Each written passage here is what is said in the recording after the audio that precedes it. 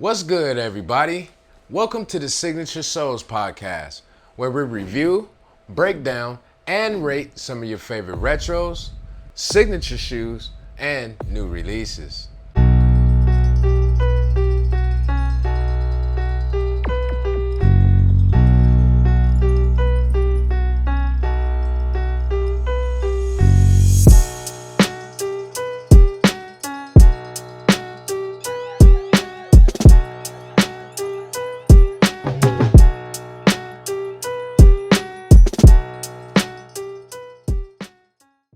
I'm your host, Soul Brother Steph. This is my wonderful co-host, Miss Millie. Today we have someone special we're going to take time to look at. One of the greatest basketball players to ever walk the planet. Some would call him a new era Michael Jordan. Others would call him the GOAT. What do you think it is, man? Kobe, of course. Kobe.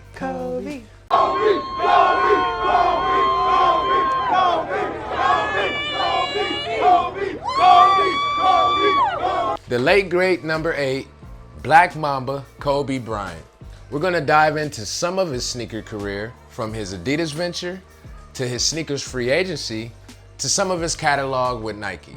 But Millie, before we get into Kobe, what you got on your feet today? Today I'm rocking the Craft 4s. I got the Craft 4s on. These were another birthday cop that I had to get for myself. And yeah, cozy, cool, and collected. Yeah, I like those. Thank you. What you rocking today? Today I got on the Jordan 8 3-peats. Yeah, these is like in the Phoenix Suns colorway. Those are sweet. Thank you. This is probably my only pair of 8s. Yeah? Mm-hmm. I love 8s. I think I like the strap for sure. Right. I feel like they make my feet look cute. Your feet look cute in those. Thank you. Yeah, I like those. Kobe Bryant's impact on and off the court and in the sneaker community is why he will always be remembered as one of the most influential athletes of this modern era. In Kobe's senior year in high school, he led his team to their first state championship while averaging 30 points, 12 rebounds, 6 assists, 4 steals, and just under 4 blocks a game.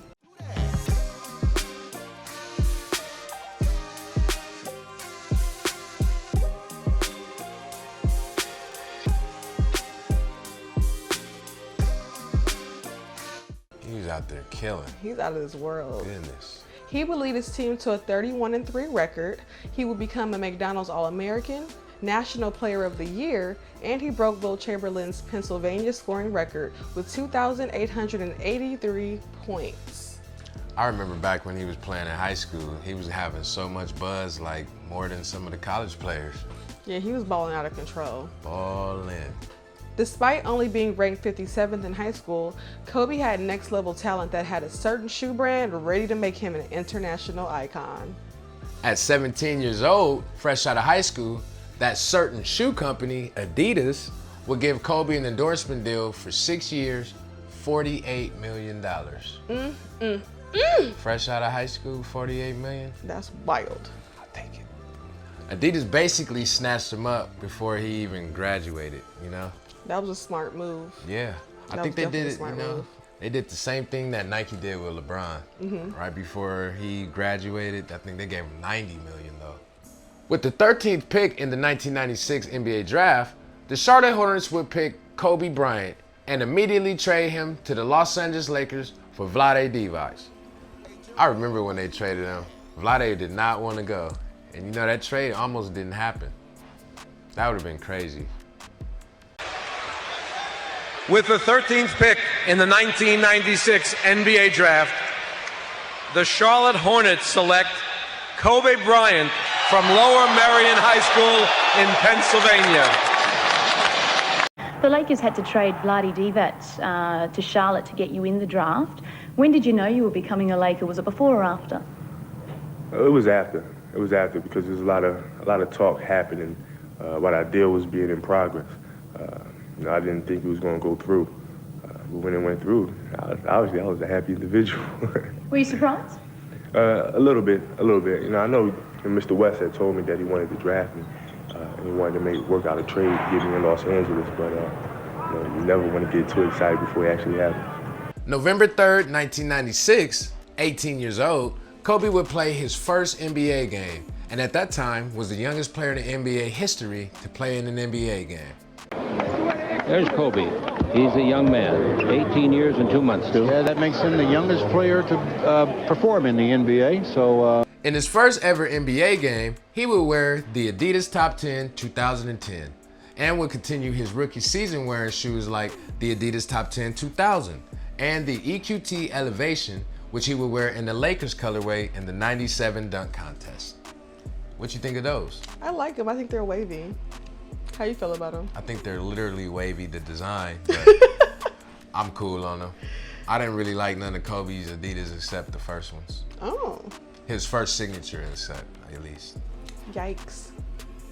That same year, he would get his first official signature shoe, the Adidas KB8, aka the Crazy 8, which was just re-released in 2023. Yep. We actually copped a few pair at the Gasol event, so that was pretty dope. Yep. This sneaker has a combination of leather, suede, and mesh on the uppers.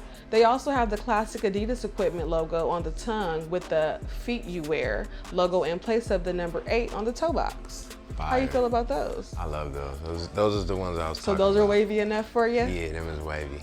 I like them too. Yeah. Kobe's second signature shoe, the KB8-2, aka the Crazy 2, was released in 1998. They feature a wave-shaped upper molding with a herringbone outsole pattern. The Crazy 2 was retroed in 2014. Released in 1999, we have the KB8-3, which was renamed the EQT Responsive. The KB8-3 features the feature wear technology. He only wore them in a trio of colorways and they were never retroed. The KB8-3 is the shoe that inspired the outsole on the Yeezy 500. That's a fun fact. That is a fun fact. But yeah, those was trash. I'm not messing with those. That's why they weren't retro. That's why? Yeah. Oh, okay. They've seen that there was no reason to retro. Next we have the Kobe 1, aka Crazy 1, which he was wearing when he won his first championship in 2000. The Crazy 1 was inspired from an Audi TT, which was Kobe's favorite car at the time. They were recently retroed in 2023 and contain a torsion system underfoot, which keeps the shoes durable for all 4 quarters. Now I know you'd like those. Not at all. Them is the stormtroopers. Now they did re-release those this year, but them black ones with the little purple and yellow, them look cool. But to play basketball in them. No. You can last for 4 quarters. I can last for 4 quarters in some Vans over those. I'm not tripping off them shoes at all. Okay. I can't do it. I couldn't even put them on my feet. Ooh. No. That's bad. The Kobe 2 was the last straw for Kobe. He was so frustrated with the design that he paid $8 million of his own money to terminate the contract. Sheesh. That's crazy. That's all bad. He was not messing with them. You think that was like a slap in the face for Adidas? I know they definitely felt the way about that. That's crazy. As a designer, I would be like, dang. But what I hear is that he didn't really have a lot of say-so in the design. Yeah. You know? But he had that contract tied to that moolah. Right. So.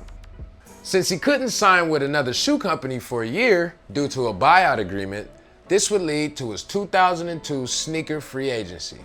We have images of the unreleased Adidas Kobe 3, which would have been his next signature with Adidas. Them is trash. They could have kept those a secret. Come on now, why would they do? Come on now. They did him dirty with those. I see why he left. I don't know if I'm paying $8 million of my own bread, but I would have done something. $48 million to spare. I guess, you know. The 2002-2003 season was Kobe's only season to rock whatever sneakers he wanted. In that season, we seen him in a number of fire retros and PEs, like the Air Force One Mid Lakers colorway, Converse The Weapon, which Magic Johnson wore during the Showtime Lakers era. We've seen him in a number of Iversons, The Questions and The Answer 4.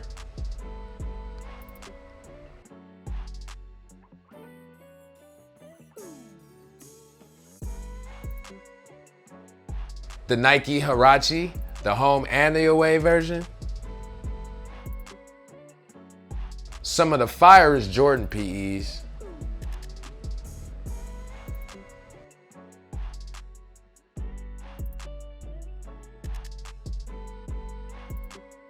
And we even seen him in some and ones that season. What you think of all of those? What a time to be alive. I know he was happy to break out the gates. Oh my goodness. I mean, you could.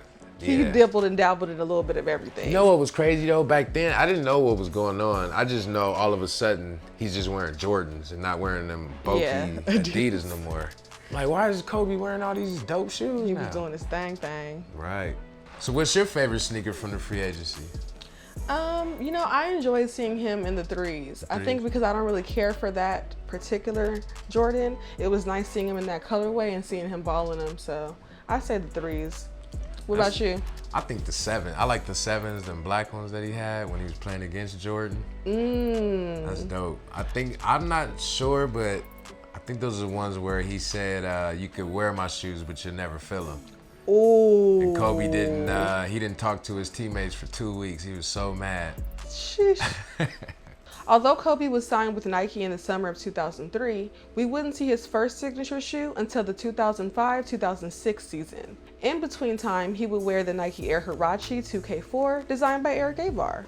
Kobe's first official Nike signature, the Kobe Nike 1, introduced Kobe to the Nike world. This is the shoe where he would score his career best 81 points versus the Toronto Raptors. He was killing. For the night at least. Bryant for 80. This would be 18 for 20 from the line and an 81-point game. 55 in the second half. Ladies and gentlemen, you have witnessed the second greatest scoring performance.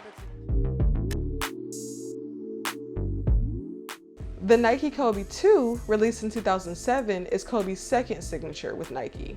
The Kobe 2 contains Flywire technology for lightweight support and Zoom air cushioning. I like Zoom air cushioning. Yeah, I do too, but not on them shoes. The Kobe 3 features Zoom air cushioning, a sleek high-cut design with a one-piece mesh upper. This is the shoe that Kobe would win his first MVP award in, and Kobe said was one of his favorite sneakers of all time. Now, that was cap, because look at them shoes. Them cannot be his favorite shoes of all time. Come on now. Clearly, they're not your favorite shoe of all time. Nah, I would never see, no. The KB4 was the start of Kobe's Nike silhouettes going in a different direction. The 2008 release was a low-cut sneaker actually inspired by soccer cleats. Remember that Kobe 4 ankle insurance commercial? It'll happen when you least expect it. Hello, I'm Kobe Bryant, and I'm here today to talk to you about something you and your loved ones should consider if you play basketball. Hey, do him! Do him, right here! Right here!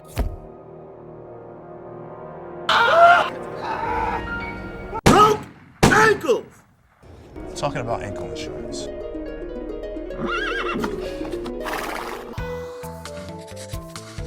You see, broken ankles can strike anywhere at any time. Broke ankles! The Kobe 4 is the sneaker he was wearing when he would win his 4th NBA championship. The Kobe 5 had an even lower cut than the Kobe 4, and it was an even lighter shoe. The below ankle build spread throughout the league as players started wearing more low top in games. The 2009 Protro was introduced as we've seen models like the Kobe 5 Protro Bruce Lee and the Hall of Fame. We also seen a number of current players with dope Protro PEs.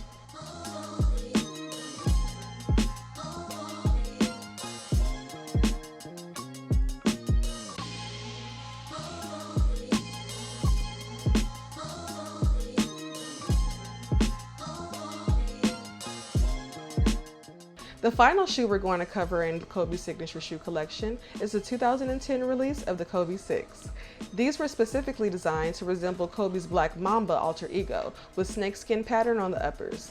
The Kobe 6 is the first shoe to introduce the Grinch colorway. Fire. You know those are my faves. I need them Grinches. But before we wrap up the show, let's look at a few more of Kobe's models.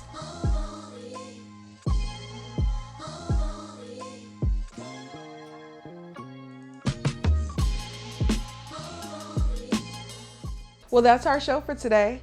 Thank you for watching, and make sure to hit that notification bell, tap the subscription button, and let us know in the comments whose signature sole you'd like us to cover next. I'm Miss Millie. I'm Soul Brother Steph.